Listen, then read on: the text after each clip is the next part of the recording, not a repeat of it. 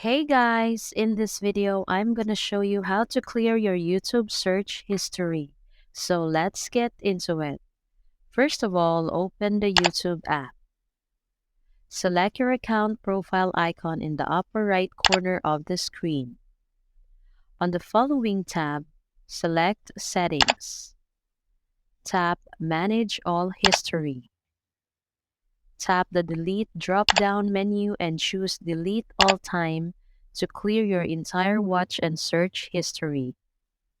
Tap Delete to confirm the deletion of your YouTube watch and search history. So that's all for this video, guys. If this video was helpful, please give us a like.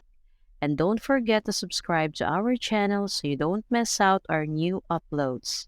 Thanks for watching, and I will see you in the next one.